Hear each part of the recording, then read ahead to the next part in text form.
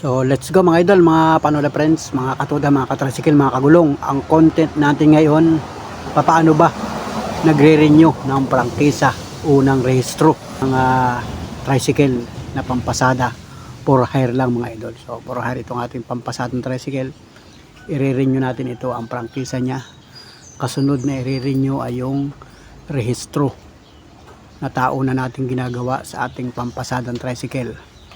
So dito lang ito sa amin sa 4th District of Quezon Province. So dito sa isang bayan na pinapasadahan natin o pinamamasadahan natin ng pampasada natin tricycle. So ito si CB 125 ay i-register natin. So ano ba ang mga kailangan ihanda para ma-renew natin at maaprubahan siya bilang isang renewal sa prangkisa man o sa rehistro na taon-taon nating ginagawa mga idol.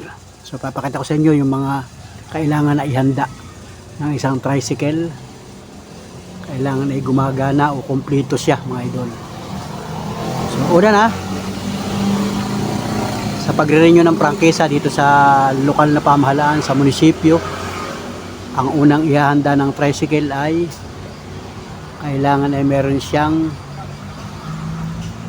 rehistro na updated o kahit man expired ay di i-renew nga ay mga idol. Sa natin dito sa pag-renew ng prangkisa, kailangan ay malinaw yung kanyang motor number. So yung motor number ay dito nakalagay mga idol sa ilalim nitong kambyo.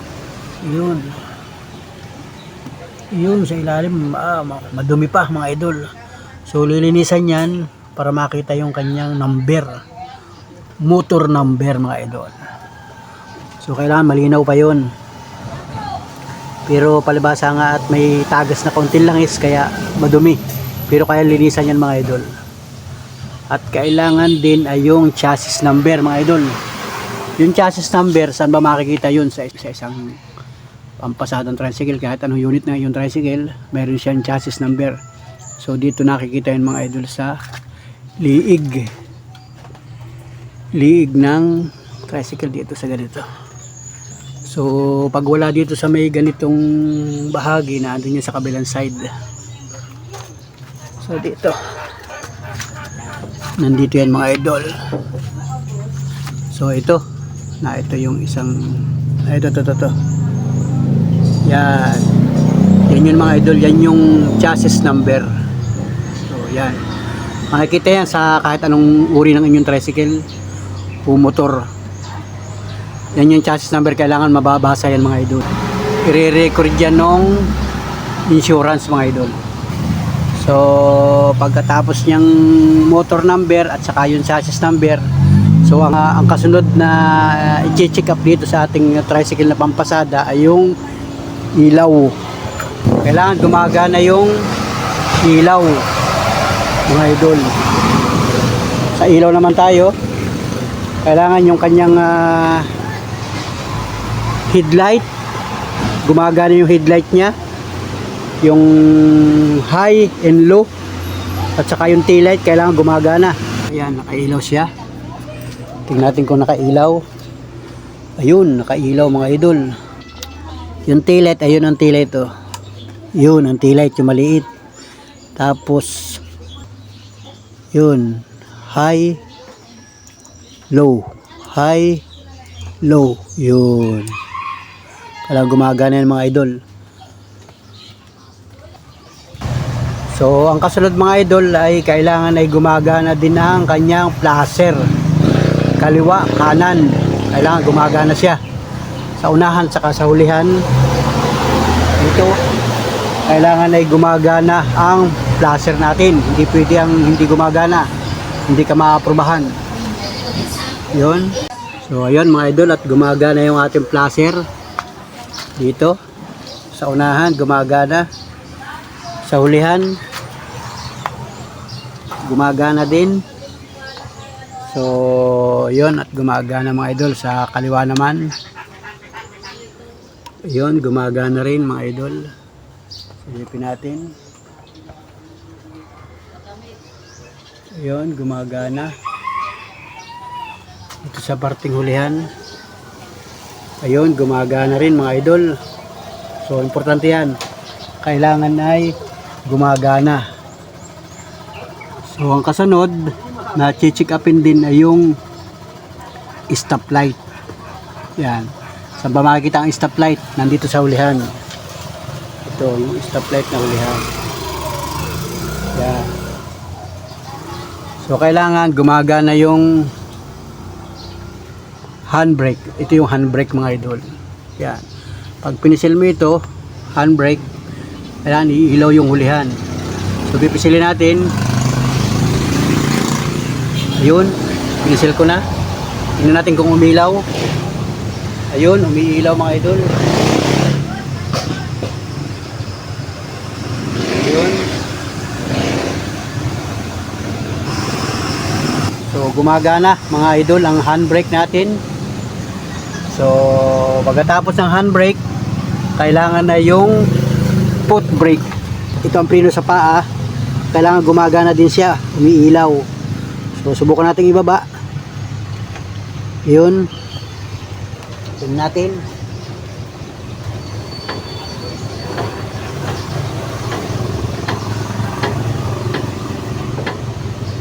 So hindi gumagana mga idol, may problema.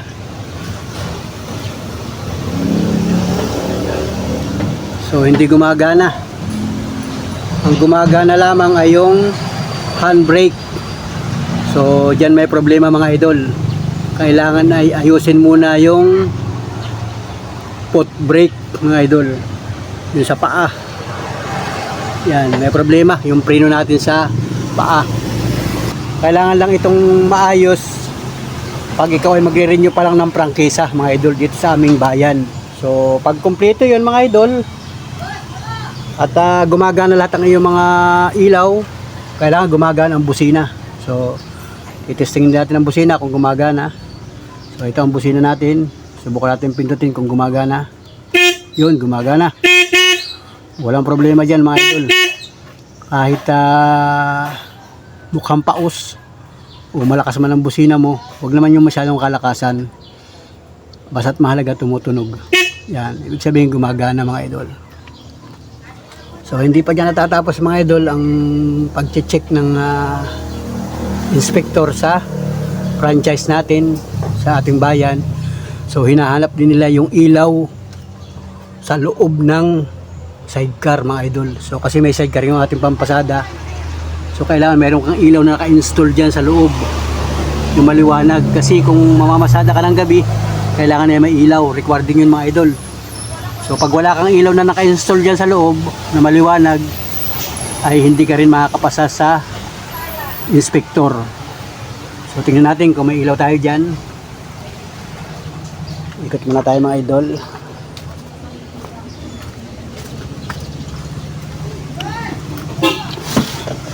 So ayun mga idol, at dito sa loob ng tricycle ay wala nga tayong ilaw mga idol. So wala pa tayong naka-install dito.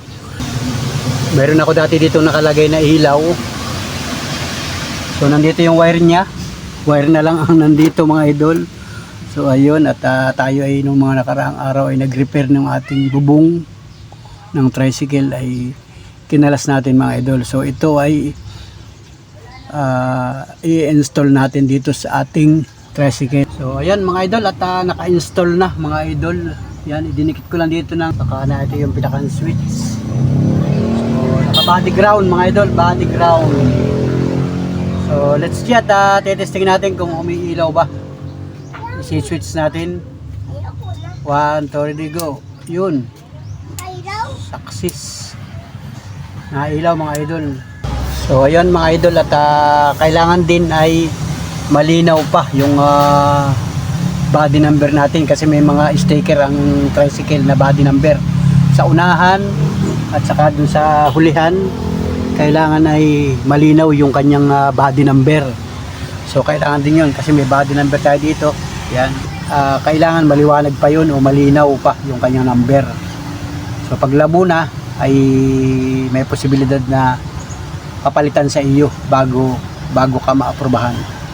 So at kailangan din ihahanda pagka minsan hinahanap din ang basurahan ng tricycle. Yan, tayo naman dito ay mayroong basurahan. Yan. Ito, may basurahan tayo dito. Yan. Pag minsan hinahanap din ang basurahan.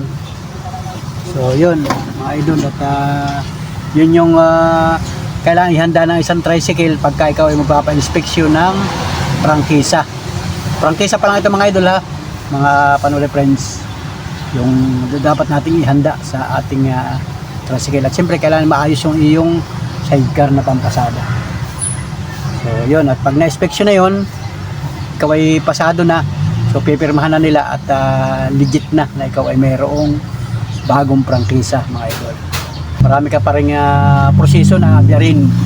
So ang pinakita ko lang sa inyo ay yung kailangan ihanda sa tricycle pa lang. So marami pang proseso mga idol, kasi yung mga driver ay may proseso pa rin yan para ikaw ay maaprobahan sa renewal ng prangkisa mga idol.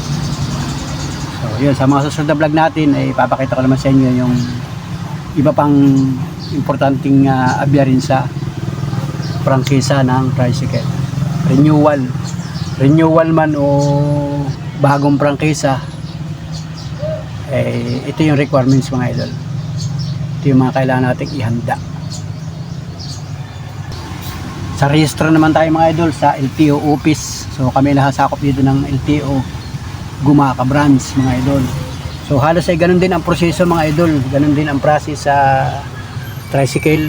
I-check upin din yung chassis number, motor number. Kailangan malinaw talaga yun.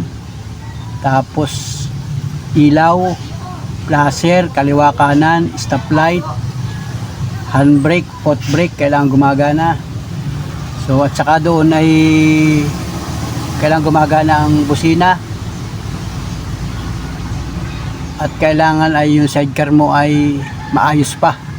Kasi nung mga nakaraang taon, nung nag-renew tayo nung lumako pang tricycle, ay may mga proseso sila na pagka medyo luma na yung sidecar mo at nasisira na, ay pinaayos pa nila bago ka-aprobahan. So ngayon naman kalimitan pagka yung ang harapan ng tricycle ay stainless, pinipinturahan pa mga idol o pinai-sprayan pa ng pintura para mawala yung kintab ng stainless. So na-experience din natin yun, na-encounter din natin yun nung mga nakaraang taon na tayo nag-renew. So yun yung mga proseso, at saka yung marami kang burluloy, maraming salamin sa unahan, sa bahaging ganito sa unahan. Pagka marami kang burluloy ay pagka minsan pinatatagkal o kusain mo nang tanggalin mga idol kasi hindi ka maaprobahan.